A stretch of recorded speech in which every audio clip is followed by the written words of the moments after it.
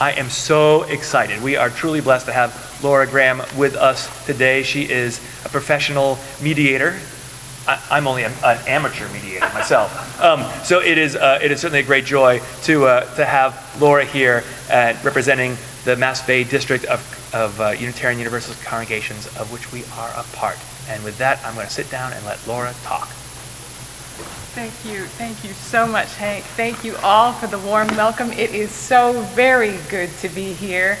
Yes, I am your Ministerial Settlement Representative from our UUA. That's quite a mouthful. And I am very pleased to be here with you at this very particular time in your history, because you are standing at a particular moment in time, in a particular place, and with a particular mix of strengths and resources. What you do next will say a lot about you, but also a lot about all of us, our faith, our vitality, our relevance in this increasingly secular world. And yes, I realize we have probably been describing it as an increasingly secular world since the word secular was born, but nevertheless, it still feels true. My sermon title is Now What? And I confess that from time to time, my own intonation can sound a little bit more like, now what? It can be a question laced with optimism and hope for the future, or it can be an expression of absolute exasperation. I kind of like that it does duty both ways.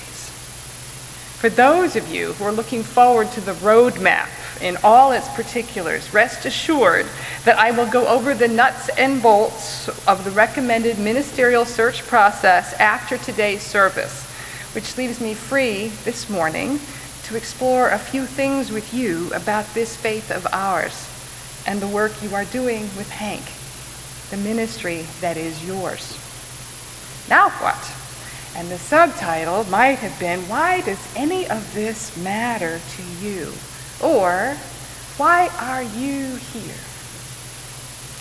I was at a dinner a few years ago when a colleague, a fellow UU no less, turned to me and said, "You Unitarians," and that was pretty peculiar that she used the second person, but nevertheless, she said, "You Unitarians, once you lost Jesus, you lost everything.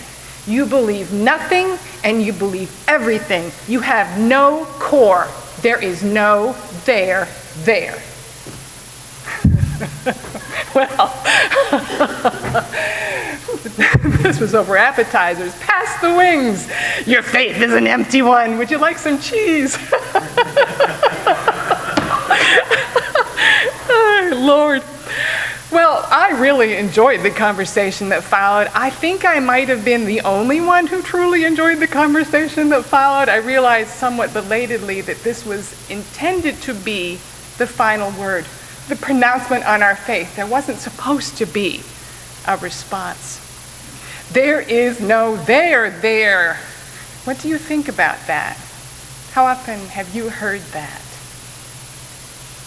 I have never been just a Unitarian or just a Universalist. I came to this faith as an adult, and I cannot imagine my faith without both. They are, for me, two halves of the same coin. It's easy to understand the gift of the Universalist to our faith. It's easy to understand that the power and preeminence of unconditional love, even if it's supremely difficult to put it into practice. But what about the Unitarian half of our faith? What are its gifts? Where does that live for us today? Years before, I was at a meeting of lay leaders convened by the Reverend Bill Sinkford, back when he was the UUA president. He was trying to come up with, he was trying to tap our collective wisdom as to what our message might be for a world. One of my fellow lay leaders stood up and insisted, I know, he said, our message to the waiting world should be Unitarian Universalists, unlike all the other religions, will always tell you the truth. Oh my Lord. Now this was the same Bill Sinkford who kicked off his service as our UUA president with a sermon quoting a web article about his presidency called God is in the Details.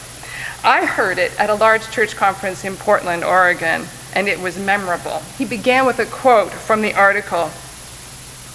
The Unitarian Universalist Association, a fuzzy, sort of Christian consortium of PBS donors, nonprofit staffers, and other people smarter and nobler than you, elected a new president on Saturday with all of the spirited resolution of drafting a pledge to condemn global hunger.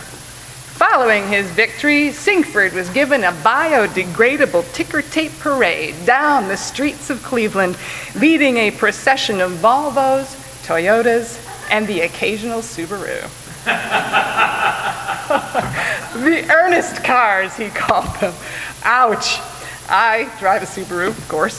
The point of that sermon, the point of Bill Singford's sermon was to remind us that one of our least attractive qualities is a tendency towards smugness. So then, that the reaction in that room to his question would be, a self-professed exclusive access to a thing known as the truth, which magnanimously we were willing to share with other people. It's very nice of us. That would be our answer to him must have made him feel like banging his head against the wall. He tried to rehabilitate the statement, but the room was abuzz. People were applauding. They loved it. They ate this up. The self-affirmation just rippled. It was unstoppable, really. And we wonder why people find us arrogant.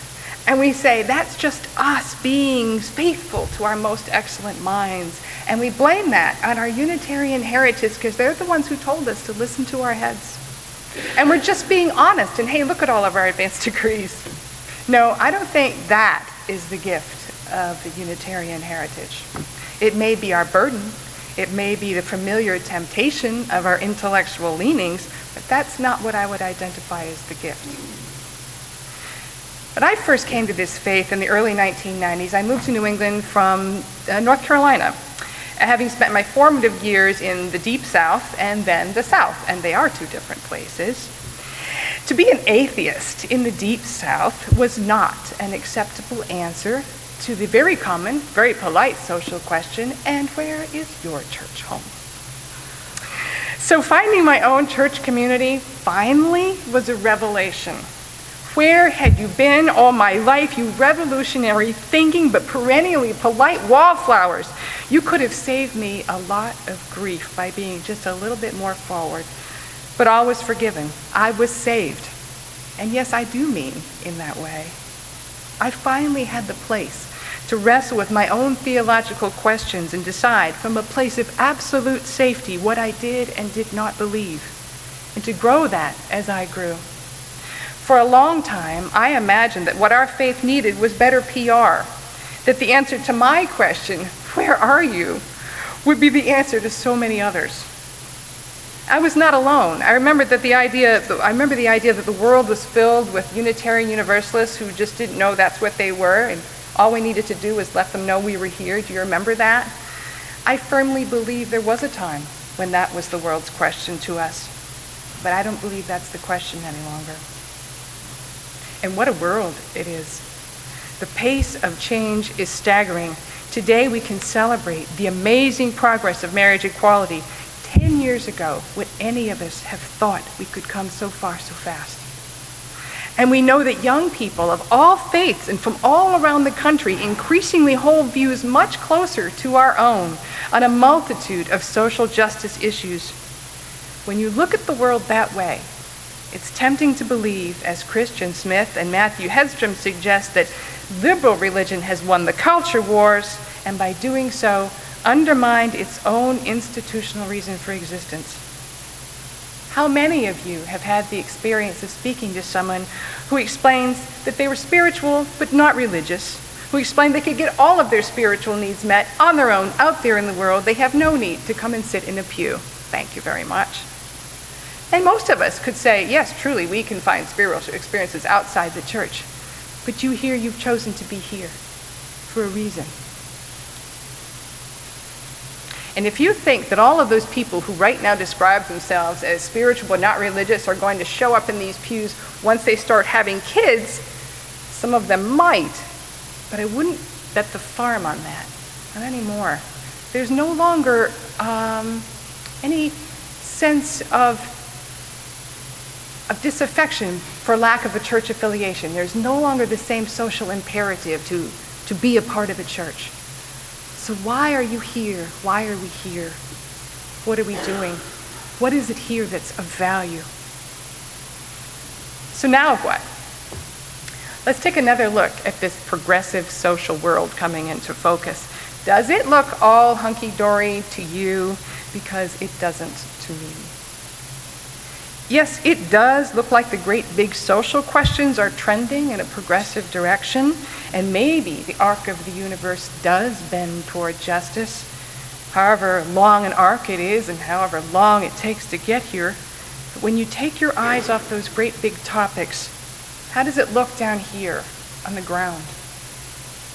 To anthropomorphize a bit and indulge my love of fairy tales, complete with heroes and villains, I see a sly old world assuring us that all is well, justice is at hand on all those big issues, so no need to worry our pretty little heads about troubling questions of existence, the meaning of our fleeting lives, the fragility of our existence, the certainty of our own mortality.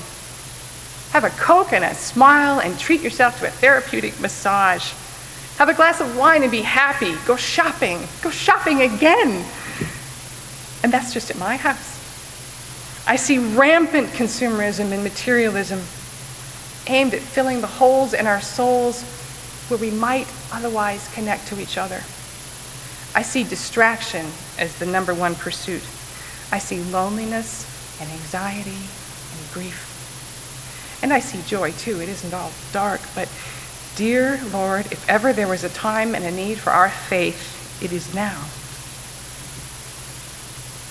Far from becoming obsolete, we should be working harder than ever to articulate for ourselves and for the world what it is that we do here, what it is that we have here, and why any of this matters, with or without culture wars.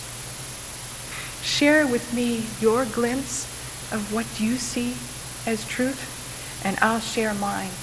And together we will lighten this corner of our world just a little bit, make it just a little bit more human. So what does the Unitarian have of our faith have to do with this? Well, back to Jacob wrestling with that angel. I grew up loving that story. I grew up loving that image and never being able to quite reconcile the theological interpretations of what was going on. And finally, thanks to the gift of postmodernism, I know I don't have to anymore. That image lives for me. That image for me of a mortal daring to wrestle with the divine. That's become the symbol for me of what our Unitarian forebears have given us. We call it a free and responsible search for truth and meaning, but I prefer the image. Political causes come and go, movements come and go, but you and you alone can wrestle with your own angel and bring back your story to the rest of us. You and you alone know what part of the truth is yours to see. And the most sacred part of that, I believe, will not be the tale you tell. No, it will be the wrestling, the contending, the courage it takes to do that work. It's the work, the endeavor, the commitment to trying to understand and make sense of what we see and feel, both as individuals and then together as a faith community. And because we are still a little bit Puritans, we not only believe this is our right, we also believe deep down it is our duty to do this. So that is my little piece of the truth. That is why my faith matters to me. That is why I wholeheartedly embrace both the Unitarian and Universalist gifts to my faith. And although theoretically it should be something I could do, I suppose, on my own, in practice it doesn't work that way for me. I need to hear from my fellow travelers. I need to see what you see, and together we'll see more clearly. And besides, if I'm on my own, I'm just talking to myself, which believe me, can be very self-affirming, but not exactly challenging. And of course, if I have any hope of translating my faith into action, I'd better find myself a community in which to work. Being a member of a church community is a lot like being a member of any other family. At times, it's a huge pain in the you-know-what. The decision to join a church community is a little like the decision to expand your family, whether through children or pets. It's going to mean more mouths to feed, at least metaphorically speaking. It's going to mean a lot more work. But at the end of the day, most of us are so thankful that we've made room in our lives. How do you explain that to someone who says they can get all the same stuff without having to be in community? And that brings me to you. You have been working alongside Hank for the past year and a half to get a better understanding of what your ministry is, to distill it to as clear as possible a message. This is critical for your search process. It's pretty hard to make a good match if you haven't been clear about who you are. But I also would suggest to you that it is just as important for your ministry to come. I don't believe it will be enough in the coming future to simply put the kettle on and wait for the people to arrive. I don't think it will simply be enough to put on great services. What I believe it will take is each and every one of you knowing in your bones what it is that keeps you here, keeps bringing you back. What is it that keeps your faith relevant to you?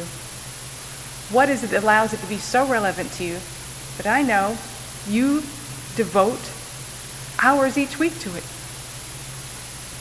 These are questions that can only be answered by you. This is work that can only be done by you, each of you. And First Parish in Milton, I cannot wait to see what happens next. You have so much. You have human talent and resources that other congregations can only dream about. You have financial resources. You are located in the part of the country that does not automatically roll its eyes when you speak in the public square. What will you do and say next? And so I come back to Mary Oliver. One day, you finally knew what you had to do, and you began, though the voices around you kept shouting their bad advice, though the whole house began to tremble, and you felt the old tug at your ankles. But there was a new voice which you slowly recognized as your own, that kept you company as you strode deeper and deeper into the world, determined to do the only thing you could do, determined to save the only life you could save. Thank you.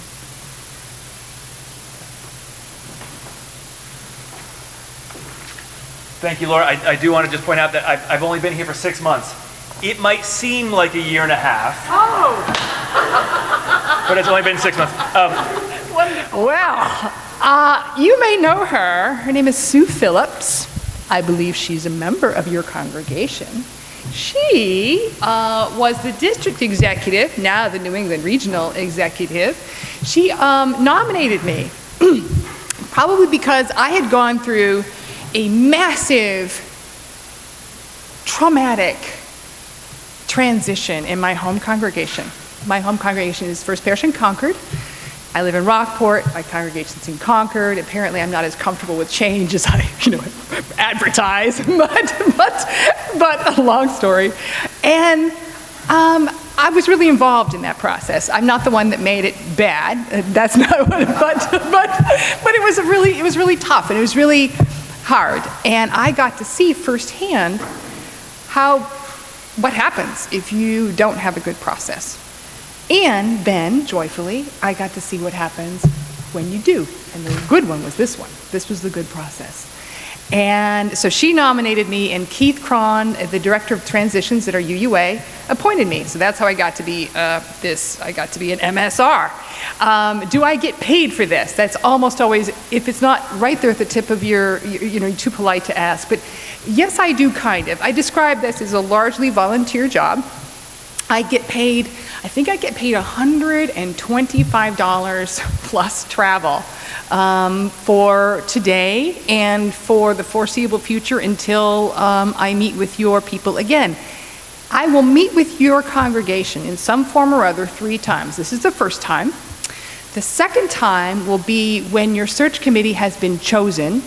I will go with them, and by and large, well, second time will be when your search committee is chosen, and the third time is generally by phone, and that's also with your search committee. So this is me, my one and only time to be here with just you.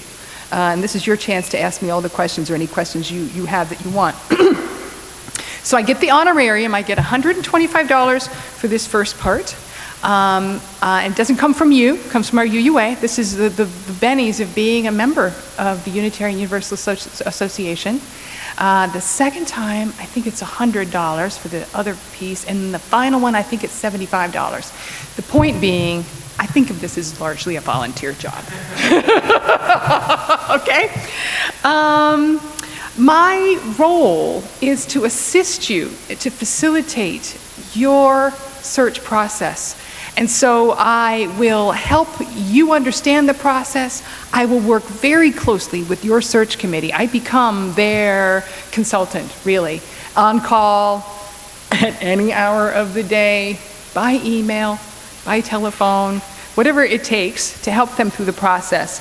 I do not get in the way or in between their decision about whom to call. I don't comment on ministers, and I don't talk to the ministers either about you. I am yours, and I don't belong to anybody else in this process. I participate in trainings for this job as often as they are put out by our UUA. At first, before budget cuts came in, it was annually, then it moved to semi-annually, and now we're sort of kind of flirting with long-distance remote learning. We're doing our best on short budget, but happily, I've already been trained, so I don't know what the next generation's going to do, but not my problem. So I am always also available to your board president by email or by phone. And today, actually, I will tell you my email address. I didn't think to write anything down, but if you want to email me with any questions you have after, I will give you my email address. It is L, as in Laura, Barrett, that's B-A-R-R-E-T-T, Graham, G-R-A-H-A-M, at gmail.com. And you're welcome to email me with any questions about the search process. If you do email me, please know that I ask you to CC Hank in, because I don't really want to get set up in any weird triangles. Believe it or not, that's how, sometimes people try to do that kind of thing. So I don't want to be in any weird triangles. Please CC Hank in. If you don't, then I will CC him into any reply I give. So just so you know, if what you really want to do is email me to tell me something about the internal political workings of your congregation, that's really, I'm not going to have anything to say to you about that. That's not my role. My role is to help you get ready for this search. Okay, yes.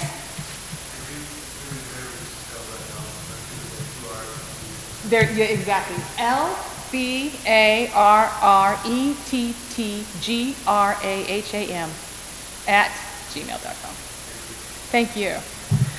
Okay, so let's talk about the search. How does this work? How does this work?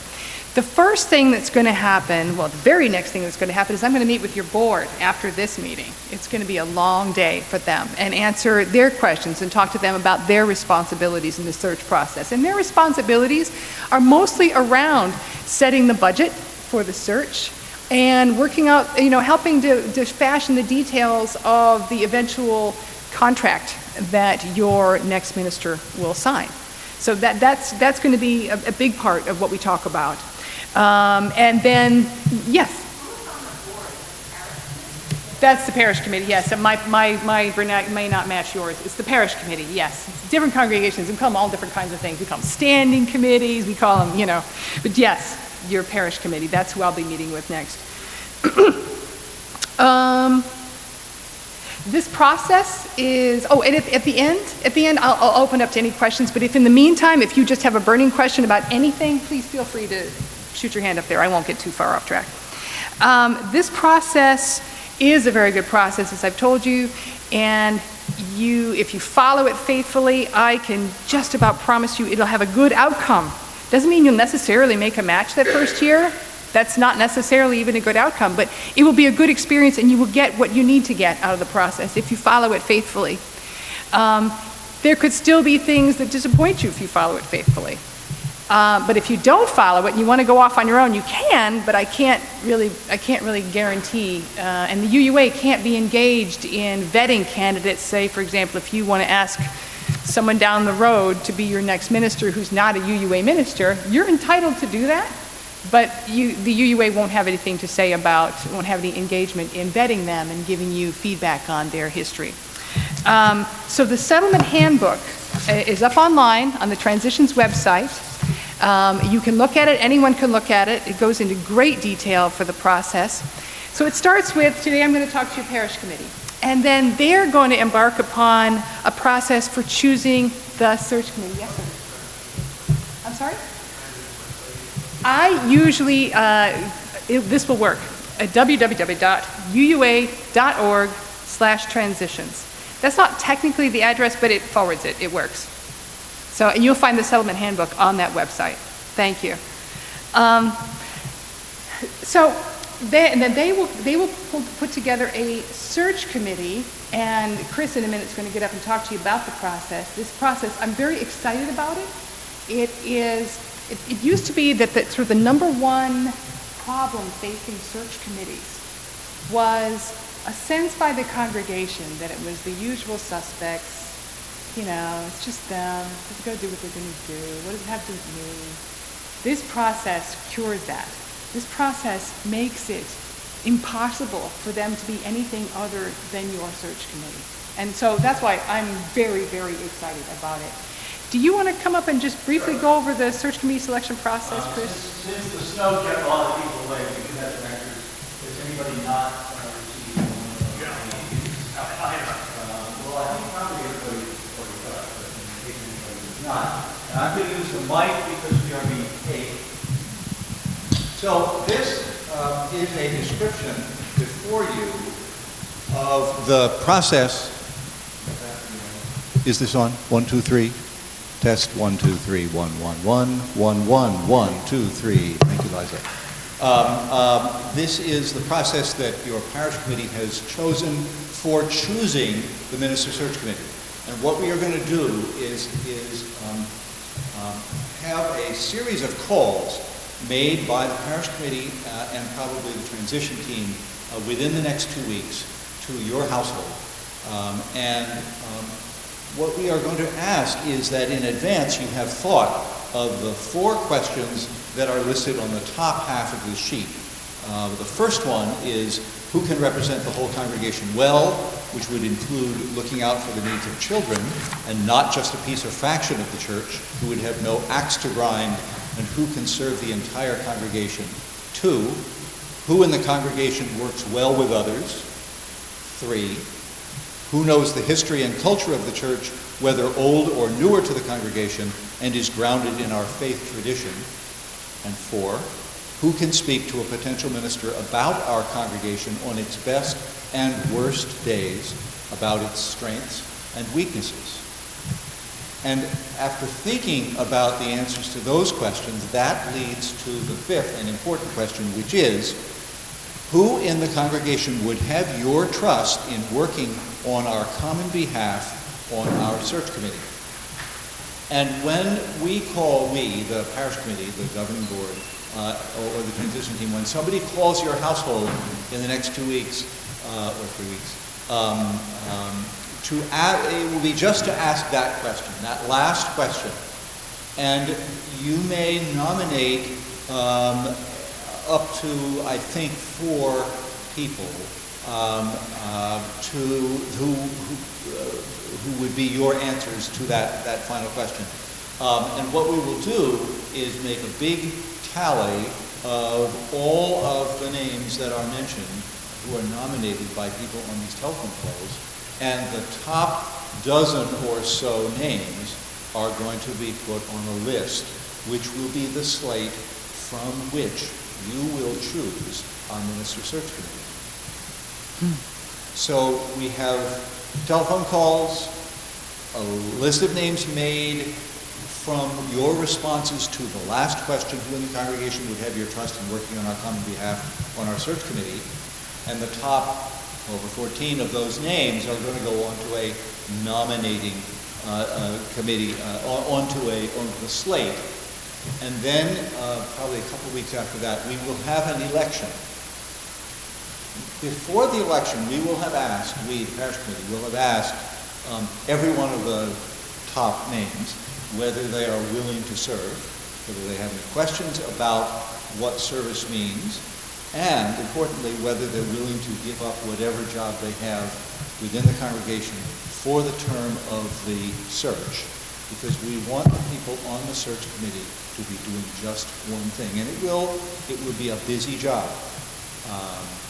It is also, I can tell you, a very satisfying job. Both Dottie and I have served on search committees. I on one at our previous church. She on one at our previous church in Hingham, and on the last search committee at Church Parish. And I can say that for me, it's one of the most enlightening and empowering times I've ever spent. You will feel differently about our faith community here. You will feel a sense of ownership in the search, and you will feel a sense that what you are doing is really setting our congregation up for the next generation. So if any of you is on the top, in those top names, we hope you will be willing to say that you're willing to serve. So then we have an election. And we are moving in the direction of getting a 7-member search committee. The top 4 names in the election, that is, an election that's held, and from that slate, the top 4 names will automatically be on the search committee. The other 3 will be chosen by the parish committee from other names on that slate.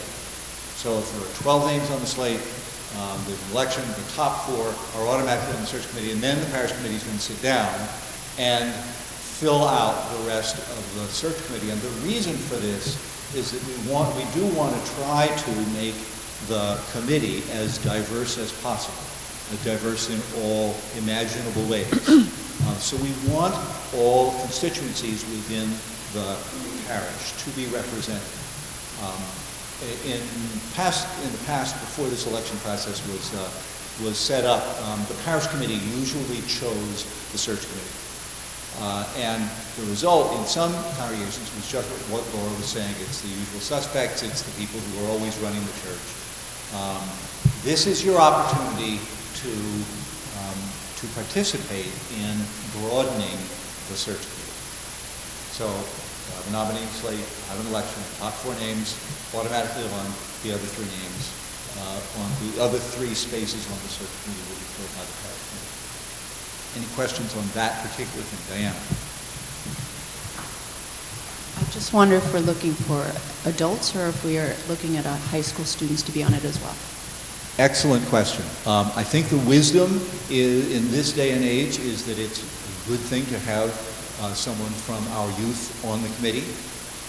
We haven't really wrestled with that yet, but the nominations will certainly be open to people who are in YAC and active here. And my guess is that we will have a young person, a member of the search committee, if someone is willing to serve. Frank. Are one of you going to talk about the amount of time involved and what is involved for the committee once it's found? I am not going to talk about that. Laura is welcome to talk about that. I have always been a little reluctant to be too honest about how much time it takes because I don't want to scare away anybody, and that's why I focus on the greater good and how good it will make you feel if you're on it. So let's think in those terms. But no, all kidding aside, it is a busy thing. Yeah. You will probably for for some period of time, be meeting once a week and vetting a whole lot of different people and calling people on the phone, checking resumes, checking references. It is a busy job, but it, as I said, particularly satisfying. And the decision process, so when that committee starts till, if I'm jumping ahead too much. No, you're fine, you're Laura, fine. yeah, Laura will definitely talk about that. Yeah, don't worry. And whatever she does say, I'll chime in on Right. that too. Jen?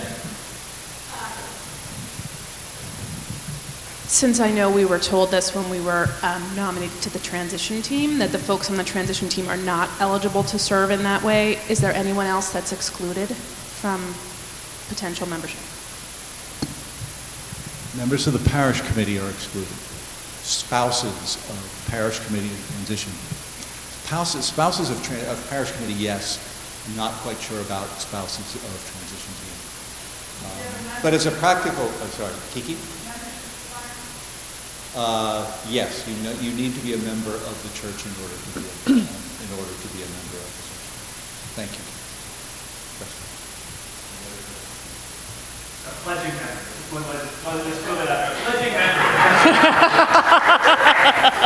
I like it. Always looking out for our better interests. Very astute. Thank you, Chris. Thank you, Chris. I will absolutely echo what Chris said about the time requirement. It is lengthy, and it's not, you know how, I always forget the average depth of the ocean is, so many inches. An average amount of time won't help you very much. During the busiest time, when you are, it's not as bad as it used to be. It used to be right before the holidays. Now it's kind of right after. But the busiest time will be late December, when you are frantically trying to put all the finishing touches on your own packet. And don't worry, I'll go back. I'll get. And then again at the beginning of the year, January to February, when you're frantically reviewing all the ministerial records.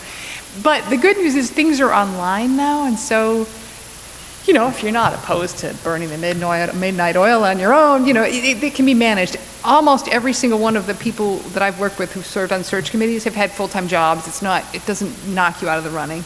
Many of them have had young children and full-time jobs, so it doesn't knock you out of the running. It's just, it's a serious time commitment. It's often. Yes, indeed. And it is sometimes expressed as up to 20 hours a month, which strikes me as kind of back to that, what's the average depth of the ocean thing. That's not really that helpful. There'll be periods of time when you don't have a lot of hours to spend, and other times where it's, you really have to push to get the things done. But it is, and Chris is an excellent person to talk to, the people who've served on search committees report that it's been their deepest sense of connection to their congregation, and a really, really enriching, satisfying experience. So let's say you have now chosen your search committee, all right? And they are the 7 members, and they are just, you're all so excited. These are clearly all yours. Oh, and one last thing that Chris forgot to tell you about, but that is in the handout, is that of that makeup, the 3 and 4, you want to tell it? No, you need to use the mic. Oh, sorry. The makeup of the 3 and the 4, remember, you're going to elect 4, and then those other 3, the parish committee will supply. Of course, it comes off that same list of 12. So the thing that may not have been clear is that no one, except for the parish committee, will ever know which were the 4 that were elected and which were the 3 that were appointed. No one. The search committee members never know. You'll never know. It's not important. The important thing is that they all came from the names that you gave, and this process, I just think this process is brilliant, actually. So, and I didn't come up with it, so I'm not tooting my own horn. So the next thing that happens when you have a search committee is they need to get to know each other really, really deeply, which generally means going on a retreat. It's recommended that it be at least a one night, overnight, and a full day. They need to get beyond their head level, the simple trading of, ideas, and into the feeling level. They need to be able to disagree with each other, to contend with each other about things that matter deeply to all of you. They need to be able to do that without breaking covenant with one another. And so a really firm foundation is important. So that's always the very next thing that happens when they get impaneled is I tell them, now don't you dare do anything until we go on retreat. Don't. Just don't do anything. Just don't. Don't pick a job. Don't decide you're going to be president, or that. Don't do anything until we go on retreat. And that costs money. I will facilitate the retreat for a fee. It's a bargain. $500. It's a bargain. And I'm going to go there anyway and do my MSR too with them. So it works, and I know what to talk about with them, so that's helpful. But they can hire someone else if they want, but that needs to be part of your budget. That really needs to be part. It's a serious thing. You don't want to go cheap on this. The quality of the outcome here is going to depend and rest very squarely on the quality of the people you've put on this committee, and then the quality of their relationships with one another. That's going to have a huge amount to do. They are then going to embark upon a set of, they're going to try to find out and to understand as clearly as possible who you are, who you want to be, what you think, what you feel, so that they can create the most accurate snapshot possible of who you are, warts and all. And this is where I say to my congregation, self-awareness is really sexy to ministers in search, right? Right, Hank? They are not looking for the perfect congregation who has no needs. They're looking for congregations whose challenges they've been able to articulate, and that those particular ministers would find interesting. That's why people go into the ministry. They don't just go to, I guess. That's right. So they're going to do a series of surveys. They're going to do cottage meetings. And I know you're doing some of that work now with Hank, but this is slightly different. Right now, I think you're doing that work with Hank, although it hasn't been a year and a half. I understand it's only been 6 months. You're doing that work with Hank to really get a better sense for where you are in transition. Your search committee may be focusing those questions much more closely in some months from now on who are you now. You may not be the same congregation 6 months from now that you are today. You may not be. And it is more important that they know who you are at the moment that it matters, 6 months from now. Speaking of which, the timing of this. So your search committee is now in place, and let's say they've got their retreat scheduled. It's fine if they don't take their retreat until June, really. Everything's fine. Now, in an ideal world, I really like it if they can be impaneled and we can go on retreat sometime in April, and that gives them a month to do, maybe get the survey started with you before summer. Because I imagine, are you like a lot of us, summer everything stops, right? Yes, so it's really nice if they can get the Survey Monkey thing out sooner. That's great. But if they can't or they don't, it is not a big deal. Not at all. And then typically we go on retreat sometime over the summer. That's very typical. They come back, and in the fall, that's when there's sort of the full court press. There's the Survey Monkeys, if it hasn't happened already. There are the cottage meetings. There are whatever processes your search committee believes they need to follow to really be in touch with who you are and what you need and what you're telling them. They can be as open as, they can be as transparent and open through that part of the process, and they should be. They will be told and taught that keeping you really closely informed about what's going on with them and what's happening is in their best interest as a search committee, and certainly in your best interest as a congregation. What they are told not to share with you, and this is not secrecy, this is confidentiality. They are told not to share with you any internecine struggles on the committee. No power dynamic issues should ever be laundered out here. You all need to think of them as a cohesive unit, and they need to behave as one. So if one person, person A can't stand person B, hopefully you never find out about it, and they're really not supposed to share that. That's not much of a concern, really. The other thing that they cannot share is, as they go through this process, they cannot share with you the identities or any identifying aspects of the people they're looking at for search. They can't do that. And that's true for a lot of reasons. That's not, and again, this is not secrecy, this is confidentiality. Ministers entered this search process at all different stages. Some of them are sure they want to find a new place to serve. Others are not quite so sure. They're maybe just sticking their toe in the water, and they might have a really vibrant ministry back home that they're going to go to. And they need to be able to, with full confidence that their identities will be protected, explore churches that are open for business. They need to be able to do this without us inadvertently wrecking their ministry back home. The other thing is that no congregation should ever find out through the grapevine that their minister is maybe thinking about looking somewhere else. That would be awful. That would be awful. And so your search committee is going to be told in the strongest possible terms, and for their own sake, if they want any ministers to seriously consider this congregation, that confidentiality is king. And that does not mean they can't tell you anything. They can keep you apprised of where they are in the process. They can tell you, oh my gosh, we've got a great bunch of interested ministers. So so they come back in the fall, let's say they finish their survey, they finish their cottage meetings, they're going to put together what's called the congregational record. This is like the Reader's Digest version of the longer packet that they will do later. And this is the thing that gets posted up on the website, the UUA website. This is the thing that ministers look at first when they see, oh, who's in search? Well, there they are, and this is where all the congregational records are posted on the UUA website. You won't be able to see that, but ministers can.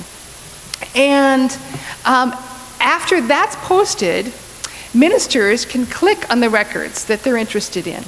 And ministers are allotted a certain percentage of congregations they can click on, and I never, ever, ever remember, and it's a lot, isn't it? To say,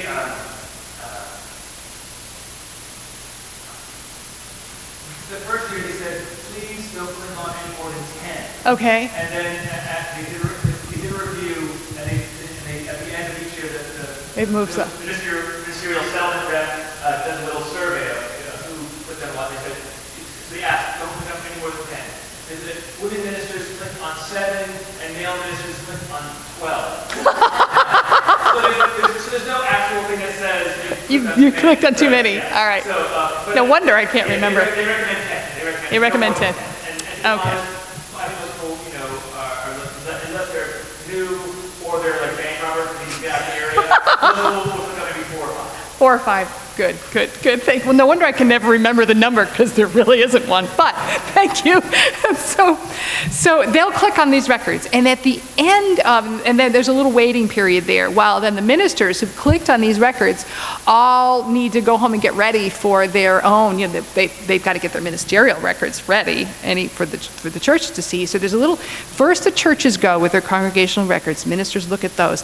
They then get their ministerial records updated and ready for viewing. You have to have a ministerial record of some kind in order to go onto the website to see the congregational record. Is your head swimming with record yet? I'm sorry, it's going to get worse.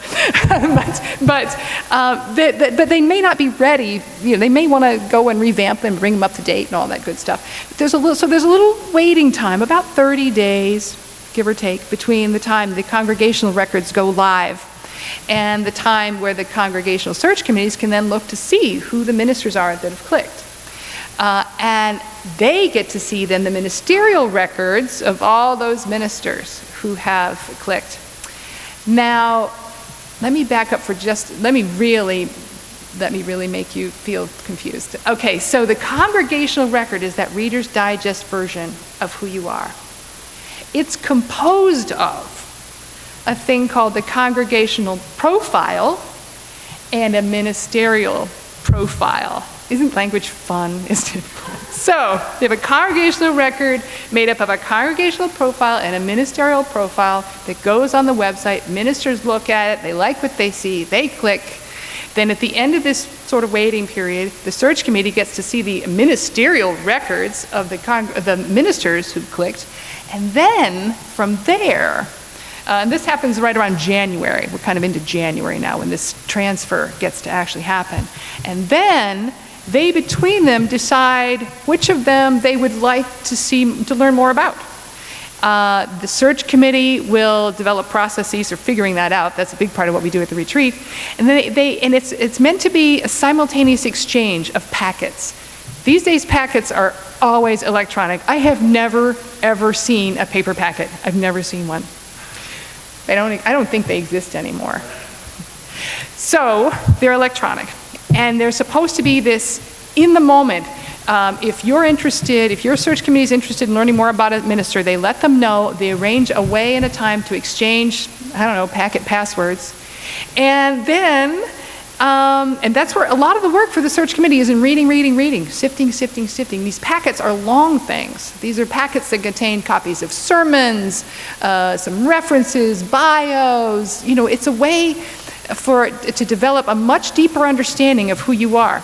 Your search committee will have developed a congregational packet. See, there's sort of like everything has a partner. There's the congregational packet, there's ministerial packet. And that will have a whole bunch of things about you. It probably these days will have a video, it'll probably have interviews, it'll have the color, it might have information on local real estate, what it's like to be here. So there's everything you can think of in electronic form that would help someone know what it would be like to be here with you. And then from that group, do you have a question? Yes, they do. Yes, they do. Oh. Does the search committee put all that stuff together? Yes, they do. Thank you for that question. And it's important to understand the search committee, one of the things we do at the retreat is figure out who's going to take which jobs. It's not that every person on the search committee is going to do every job, although everyone is going to help everyone else, we hope. But that there are people who are kind of, ideally suited, like I would be really good, one person would be, I'm really good at hospitality, this job, or I'd be really good at that job. And so we divide responsibility in that way. But yes, the search committee in total puts together the packet. And that is an enormous amount of work. And in order to do a good job at creating either the congregational record or the congregational packet, they have to have done a really good job in all those process pieces, the surveys, understanding who you are, all that, garbage in, garbage out. It's got to be good all the way through to get the right result. Then once they have exchanged packets with ministers, then the search committee has to decide which three or four they might like to invite to pre-candidate. And this is where it's really important that you understand that pre-candidating does not happen here. You all don't get to know who the 3 or 4 finalists are, and you never get to know. Hank? Actually, I would say that before that, part of the Skype of winning down the numbers of ministers is doing a video interview. Yes, thank you. That's right. Before you get to the pre-candidating, there is often, always, really always, a Skype interview. So there's sort of a gradual winnowing of the people with whom you've exchanged, or willowing, people with whom you've exchanged packets to get that number smaller and smaller, more manageable. And then out of that smaller pool, they decide which 3 or 4. They could pre-candidate more, but at some point it just starts to look like this is a committee that can't discern. So 3 or 4 is really the recommended number. And they will have set up what are known as neutral pulpits, far enough away that you shouldn't hear about it. In today's world, that's hard, but close enough that they can actually get there, all of them. And this is the time when confidentiality becomes very tricky and so important. This is the time where if any of you who are not on the search committee hear something, please, for your sake and for your congregation's search sake, don't share that with your neighbor. Well, guess what I heard? So-and-so I heard a guest preacher was there. I'll bet you that's don't. Instead, go to the search committee, tell them what you've heard, and tell no one else, please, to contain any possible slips as tightly as possible. You're doing your own congregation a huge favor. So your search committee will set up these neutral pulpits in area churches. It's easy in New England. Well, easy, kind of hard maybe to stay quiet, but it's easy enough to find neutral pulpits. They will travel to see these ministers in these other congregations. And from that group of 3 or 4 pre-candidates, they will settle upon the person they think would do the best job. And we encourage search committees not to think in terms of who's best, who's second best, who's, okay, and who's... So instead to think in terms of This person will take us this direction, north, south, east, west. And for people who've been on a search committee, like Chris, they can tell you it really is much more like that. We're talking about comparing apples and oranges. It's not who's the shiniest apple. These are really different people that they will be looking at, who could take you in really different directions. And so at the end of that, they will, if they've decided that one of these 3 or 4 is acceptable, decide upon which one they want to bring back to you. And then, on the first Thursday in April, not before noon. Thursday. Yeah, it is. First Thursday in April. Yeah. Okay. Oh, God, did they change it on me? Oh, no, that's okay. First Thursday in April, they can make the phone call to their preferred candidate. And the thing is, every other congregation in search is doing the same thing. And every one of those people who's pre-candidated is probably pre-candidated somebody somewhere else too. And so it is possible that the person they first want to call is more inclined to accept a call somewhere else. It's possible. It is possible to get to the end of this process and for them to think, okay, these 2 people would be good, and those 2 people have decided that your congregation was their second choice, but they get their first choice. That is possible. And it isn't even a tragedy. That's not a failed search. It can feel pretty bad, but that is not a failed search. A failed search is if your search committee, sort of in defiance of what you've told them, brings back someone that you're only kind of lukewarm about. And at the vote to install this person, you're a tepid 82%, yeah, we say yes. That is a bad outcome. And that's why we work so hard to keep the process so good so that that is not one of the outcomes. It's part of what your search committee's job is to do, is to hold tight. If the right person is not there, you would never dream, I don't think, of telling your college child, honey, after these 4 years are up, you won't see that many eligible people. You should find Mr. or Ms. right now, because honestly, time's running. Not many of us would say that to our children. Neither would we say that, should we say that to our search committees. It's so random who enters the process in any given year. It's so random. You can't possibly know. And so that's not a failed search. If the end of that year, and this happened in my very first congregation, the very first year I did this, they were number 2 on everybody's list. And they were devastated. But they didn't leap at the next Mr. or Ms. available. They didn't do that. They held fast, and they went through. There are a couple of other iterations in the search you can do. They looked at the next little sort of pool, and they resisted the temptation to grab someone who seemed like, okay, good enough. They didn't do that. And instead, they went through another search year because they had not let their congregation down in any way. Their congregation voted unanimously to empanel them again. And the work was much easier because they'd already done, just had to update some stuff.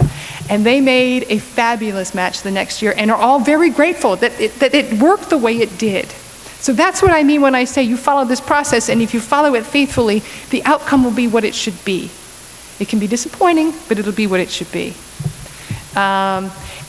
And there are other possible permutations. We can get into that if you're really curious about, what else happens if this goes wrong or that goes wrong, but I'll save that for the questions because I don't want to lose too much of the flow of the process. So let's imagine your search committee has put in that phone call and their preferred candidate has said yes to them. Then what happens is that preferred candidate, they have to do a few things before they let you know who it is. There are a couple of due diligence things that can't happen until the very end. They, for the first time, will be able to talk to what are known as developed references, thank you, in the congregation that minister is currently serving. Developed references being the friend of a friend, not the references that the minister gave them directly by name, but the person that the person they gave them said, oh, hey, you might want to talk to Sally. This is the first time they're able to talk to people in the current congregation, so they need to do that before they tell you who it is. They also need to complete a Corey check. They don't do that earlier in the process. They're not supposed to do that earlier in the process. And I know for many of you that's going to sound backwards, but that is the way it is. That is just the way it is. And it works. And the minister-to-be, the candidate-to-be, has to have signed the agreement, signed on the line that they will answer the call, subject to your vote to call them, so that your hearts are not broken. You are not introduced to someone who has any barrier to coming here to serve as your minister apart from your vote to call them. Okay, let's assume that's happened. Yes, sir.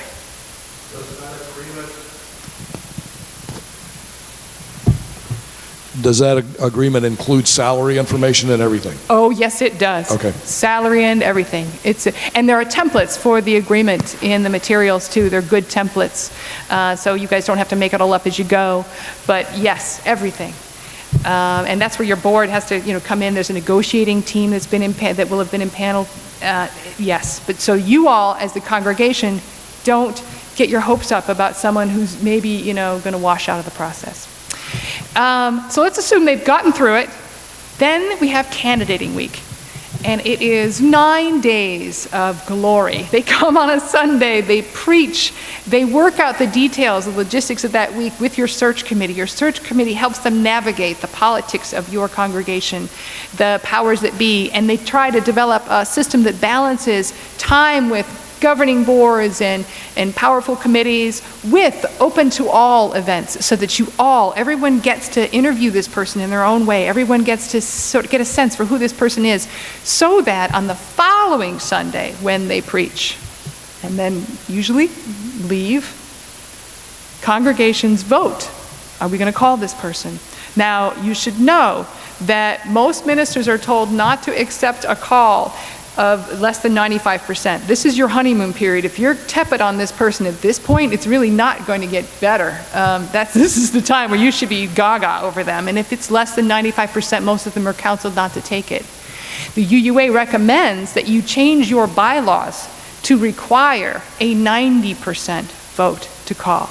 And a lot of our congregations get very nervous about that. They think, oh my Lord, we haven't agreed on that level about anything forever, ever. But I promise you that you will. You will. And that goes back to if the process has been really healthy and your search committee has done a great job keeping you informed, and then the candidating week has been one that's open, and this person then will match what you thought was going to be, and you will have put your trust in the search committee, then congregations vote. 98%, 99%, 100% to call. I have yet to see one less than 98%. I have yet to see it. So please don't trouble yourselves about that. So really, truly, if your bylaws don't already, and we'll talk about this with the parish board, if the bylaws don't already require 90%, you might think about doing that. Because what you don't want is to have a minister who's maybe a little desperate, maybe like, okay, it's 88%. That's close enough. I'll take it. You don't want to start that way. You want to have an out to the call. You want to be clear.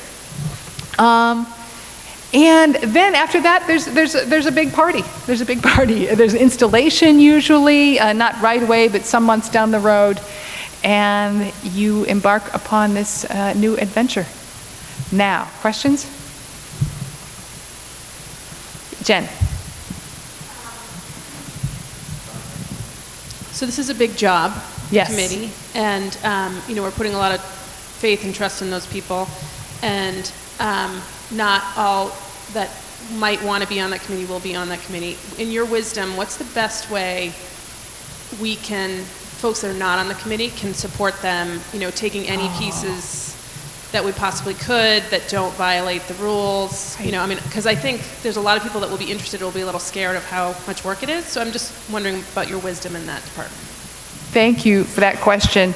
And yes, there are a lot of ways that you and the congregation can help. If you're great with web design, if you could be a great packet designer, search committees turn to their congregations for expertise in all kinds of areas. If your background is in HR and you know exactly a way to help them prepare what questions they should be asking during these earlier Skype interviews, absolutely, you can help them.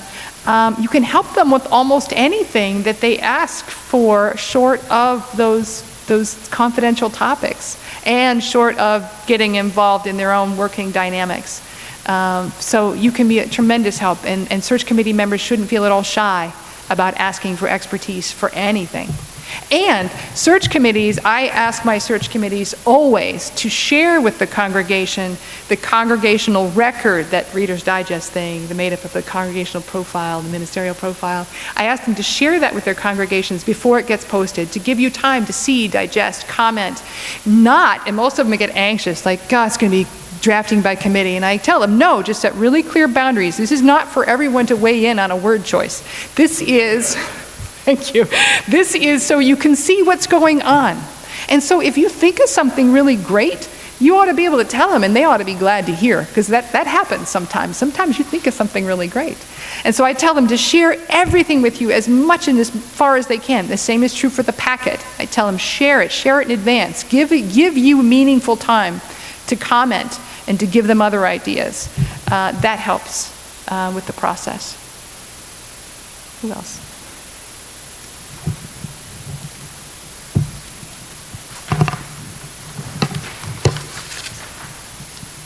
Wouldn't it be easy to just have the bishop send us somebody down? Yeah, it would. It would, you know, and you know, I'm good at seat of the pants snap judgments. I could do that. Sure, I'd pick good. I have a real question. No, there are members of the parish committee or the transition team that would come to my mind right off the bat. Would there be a way to find out who's going to be staying on parish committee or who's on transition that may not be eligible? Yes, we'll get out the names of the people who are not going to be eligible as we get a little bit closer to the phone calls in the next couple of weeks. Thank you.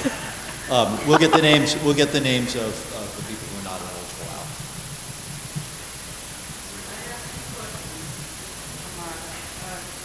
One question is, do all the people in the search committee visit the 3 and 4 persons in questions?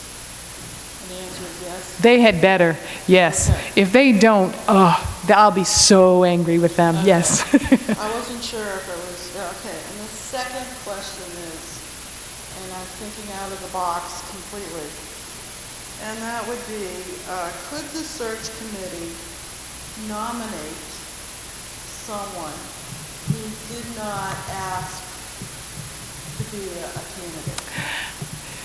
Yes, they could. And thank you so much for that question, because what I left out of my presentation was the fact that not only could the search committee nominate someone who is not a candidate, and that, I mean, they literally, you're autonomous. This is the great thing about our polity. You can call your neighbor who's Catholic if that's what you want to do. You can do that.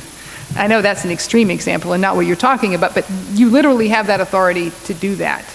But on a more serious and likely level, search committees have been known to, if they, or members of the congregation have been known to say to search committees, oh, hey, you know, you really should check out this person. This was the most fantastic sermon I've ever heard. I think she would be perfect for us. You in the congregation can do that. Now there's a division of opinion on the best way forward from that, because it gets tricky. It gets tricky. Once somebody in the congregation has an idea of somebody's identity at all, even if it's a suggestion, it just gets tricky. But you can do this. One recommendation is that the search committee say to the parishioner with this great idea, great, please you go and tell that person that you would love them to enter the search process, because there's nothing stopping them. So long as they're a UU affiliated minister, they can enter the search process. So that's one possible response. The other, some people go, that's a terrible idea, because then you have a congregational member who's sort of like got a connection to a minister who might say, well, they didn't choose, whatever. So that's like one thing can go wrong. Now, the other thing that other people say, no, what you should do is the search committee itself should go to that person and invite them to apply through the process. And of course, the other half of the world goes, well, that's a terrible idea, because now you've given one of the candidates a sense that they have a leg up, or you've kind of skewed the field in some way. Your search committee will have to figure that out. If that happens, no one's going to get mad at them for doing one way or the other. If your search committee is given a name and they think it'd be a good idea for this person to be contacted, they and I will talk about this, but then they'll ultimately decide what the best process will be for asking that person to enter the settlement system, but it will be to ask them to enter the settlement system. That is the only thing we can recommend. If you work with someone outside the settlement system, then you will have none of the protections of interpretive file summaries, some of the feedback that you can get from their past history that we would have. Yes, sir. I think you should explain a little bit about the pre-candidate weekend. That it's more than just going and seeing someone preach at a neutral pulpit. It's a whole weekend of stuff. Thank you. Yes. So yes, what he said, those pre-candidating weekends, the 3 or 4 weekends, are a weekend long. They start on a Friday night. Your search committee goes and picks up the person. They keep them someplace. They house them someplace, not in anybody's house, but a hotel where they have some privacy. They are encouraged, and add this to your budget, they are encouraged to invite their significant others. Anybody who would need to be making a decision about whether or not to come here, you want them to come during the pre-candidating week. You don't want them to come during candidating week and realize, oh my gosh, it's cold here, I couldn't imagine living here. You don't want that. So you want them here, you want as many people you need to make a decision, you want them here during pre-candidating week. So on the Saturday, generally there is a sneaky tour of the church. They have to work really hard to get this person in here to see what's here without bumping into anybody who's not on the search committee. There needs to be time for these pre-candidates to have free time. I recommend that they give them a rental car, and these people can then look to see what real estate is like here. They can do what they need to do to investigate the area.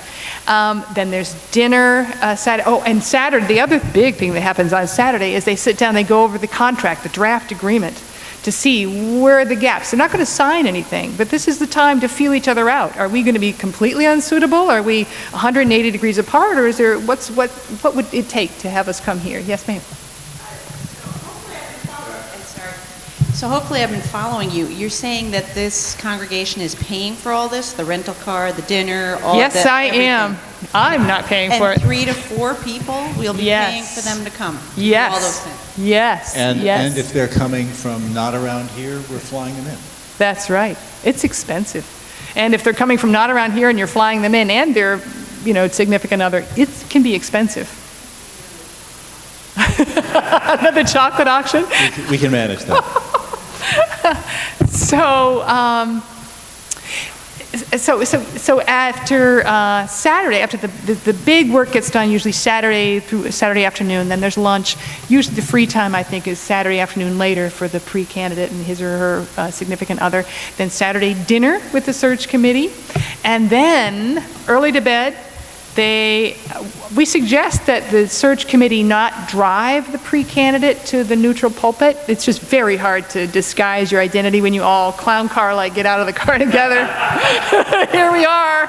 But so these are grown-ups, presumably, who can get themselves by car to a location.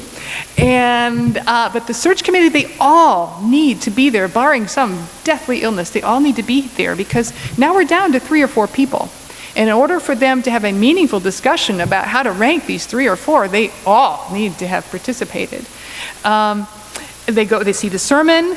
We tell them, keep a low profile. The neutral pulpit is not supposed to know that that's what they are. They're not supposed to know they're a neutral pulpit. This is just a guest preacher, okay?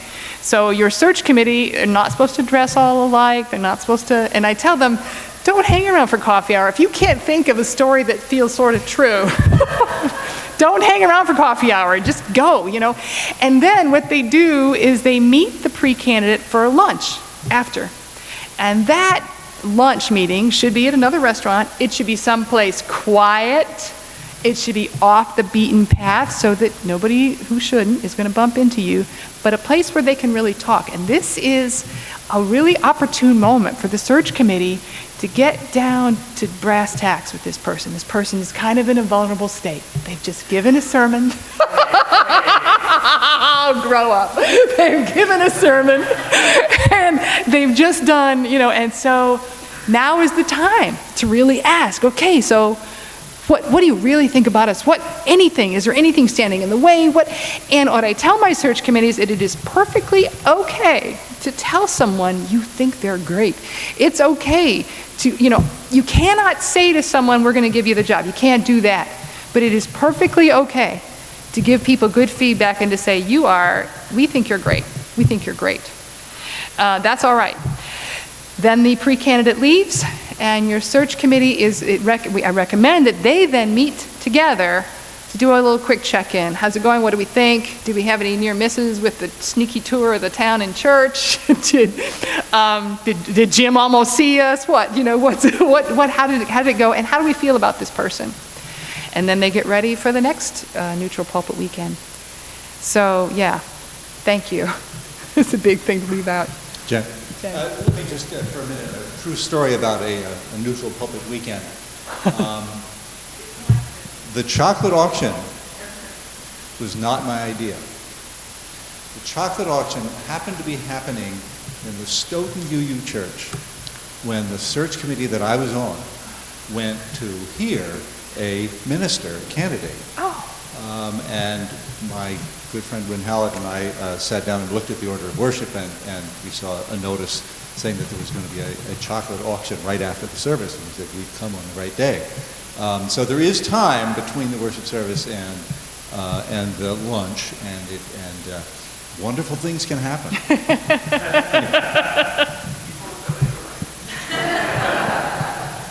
So I really apologize for this question, but can we nominate members who might be UUA employees to the search committee? Oh, that's a really good question. That's tricky. I'd probably kick that to your parish committee. I'd probably kick that to them. Well, it's not so much whether they would say yes or no, but I think there might be professional reasons for not. I think the parish committee answer would probably be yes. Oh, okay. You're not going to save me there. The question was, could a UUA member be on this UUA staff member? You don't mean a staff member here? I'm so sorry. Here? So Chris, I'm sorry. I misunderstood you. I thought you meant one of your church staff. No. UUA staff member. Yes, the answer is unequivocally yes, they can, and they have. Tim Brennan served on his search committee in Needham. No problem. So from the parish committee's perspective, the answer would be yes. Whether that person we would be lucky. Yes, you would. But it would be very difficult for her. I think it's unlikely. I understand. It's a fair apology. Thank you. I'm sorry I misunderstood the question. Any other questions? You're good. I thank you so very much for your very warm welcome.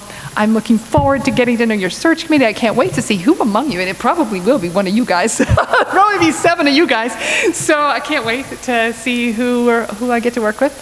And thank you very much, Laura, for Thank you.